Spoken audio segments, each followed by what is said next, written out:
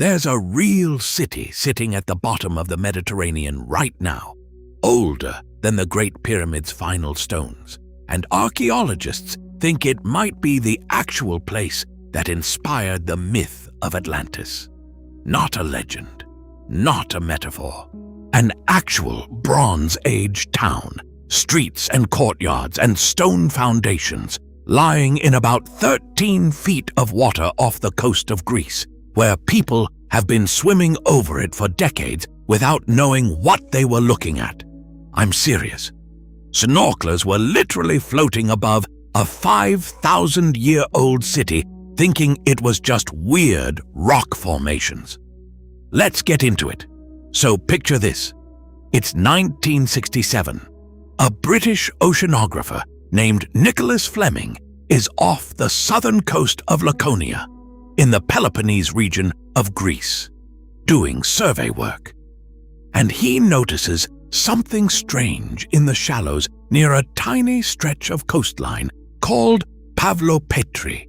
Straight lines, right angles, the kind of shapes nature just doesn't make on its own. He's basically looking down through clear water at what appears to be streets. Now, he doesn't have the tools yet to really prove what this is, so it kind of sits there, half explored, for years. It isn't until 2009 that a full team, this time with the University of Nottingham and Greek archaeologists, comes back with sonar, with proper mapping tech, and they map out the entire submerged site in 3D. And what comes back on their screens is not a scatter of random rubble. It's an entire town plan. Streets, courtyards, at least 15 buildings, rock-cut tombs, even what looks like a religious building. This is a full urban layout, preserved because it got swallowed by the sea instead of getting bulldozed and rebuilt on for the next 4,000 years, like literally every other ancient city on land. And here's the thing that should stop you in your tracks. This makes Pavlopetri one of the oldest submerged towns ever found anywhere on Earth. But finding the shape of a city is one thing. Figuring out how old it actually is, that's where this story gets a lot stranger. Here's where it gets crazy. When they finally nail down the dating on Pavlopetri, they're not talking about a city from a few hundred years before Plato wrote about Atlantis. They're talking about a city that was already ancient by the time Plato was born. Pottery and structural evidence push occupation back as far as 2800 BCE, with the city thriving through the Mycenaean period, roughly 1600 to 1100 BCE. Plato wrote his Atlantis dialogues around 360 BCE. Do the math on that for a second. That's a gap of well over 1,000 years between Pavlopetri sinking beneath the waves and Plato sitting down to write about a magnificent lost civilization swallowed by the sea. 1,000 years is longer than the gap between us and the Vikings. And yet, the story could have survived. Oral tradition in the ancient Mediterranean was powerful. Sailors passed down stories of coastlines, of harbors that used to be there and weren't anymore, of grandparents' grandparents talking about a town that the sea just took. So, you've got a real, physically verified, submerged Bronze Age settlement sitting in the exact region of Greek civilization where these founding myths were being shaped for centuries. That's not nothing. But before we get to the sinking and the legend, you have to understand what kind of place this actually was when it was still above water. Because it wasn't some sleepy fishing village. It was a serious operation. So, who actually lived here? This wasn't a backwater. Pavlopetri was a genuine trading port, positioned right on a strategic stretch of coastline with a natural harbor, which in the Bronze Age is basically prime real estate, like owning the corner lot on the busiest intersection in town. Archaeologists have pulled up pottery fragments that trace back to Crete, to Minoan trade networks, to Mycenaean palace culture on the mainland. This place was plugged into an international trade web stretching across the Aegean. We're talking about warehouses for storing goods, courtyards for craft and commerce, a religious building for community ritual life, and organized streets, which tells you there was actual civic planning happening here, not just huts thrown up wherever. People in Pavlopetri were fishing these waters, trading olive oil and pottery and probably textiles, burying their dead in carved rock tombs right at the edge of town. This was a living, breathing community with class structure, trade relationships, and religious life, thriving for well over 1,000 years. And that's what makes what happened next so haunting. Because a place like this, organized, connected, thriving, doesn't just vanish for no reason. Something took it.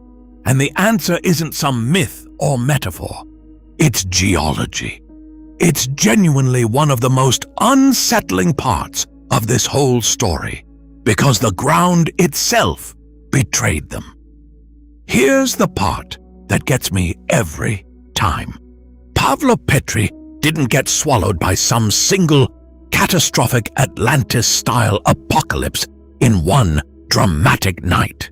It sank slowly, brutally, over centuries, through a mix of earthquakes and gradual tectonic subsidence, the land itself sinking relative to sea level in this seismically active part of Greece. Bit by bit, the harbor floods, the streets flood. The foundations of buildings people had lived in for generations disappear beneath salt water that never receded. Now, think about what that actually looks like from the inside, generation after generation. You're a kid growing up watching your grandfather point out to the water and say, "That's where the old temple used to stand."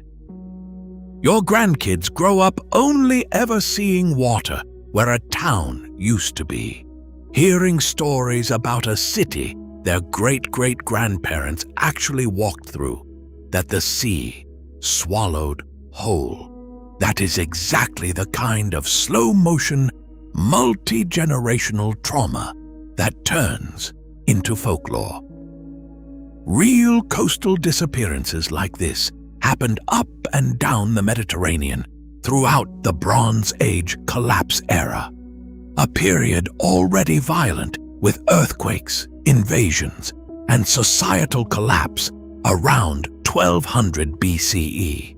So you've got real submerged cities, real folk memory of the sea taking back the land, echoing for 1,000 years through Greek oral tradition before anyone ever wrote a word down.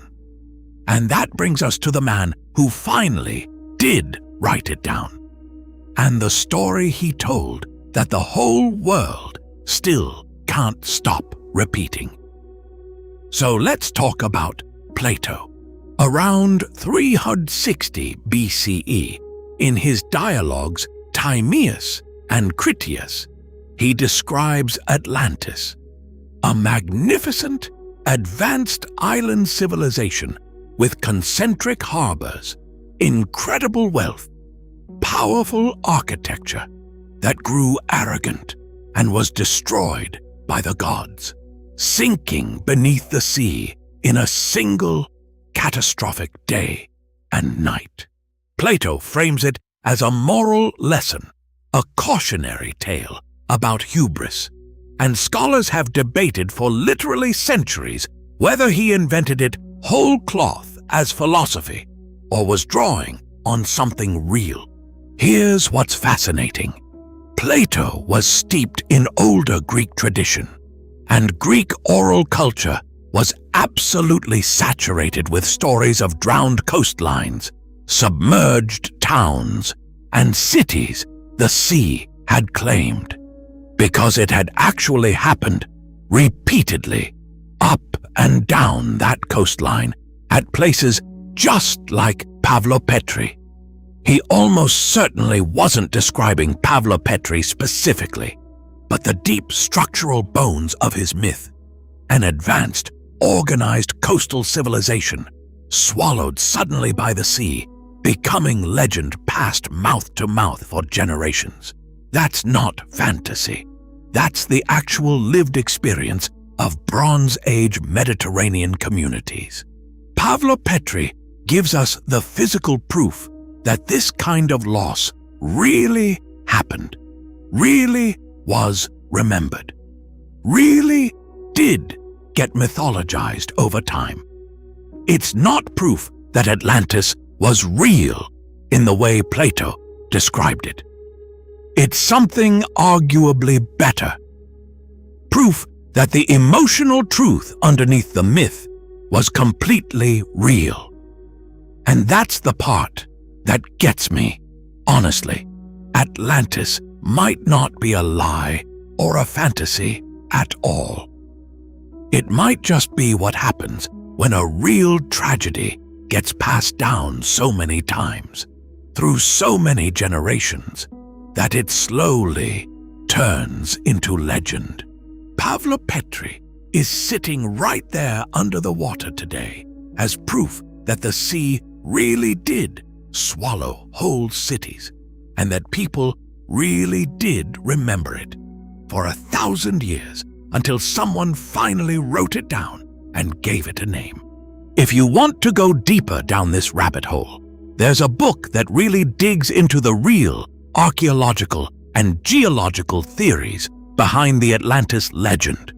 It's called Atlantis, The Evidence of Science by Flem-Ath and Colin, and the link is in the description below. Thank you so much for watching this one all the way through. Seriously, it means a lot. If you liked this, do me a favor and subscribe, drop a like, and let me know in the comments what other lost cities or myths you want me to dig into next. We'll see you in the next one.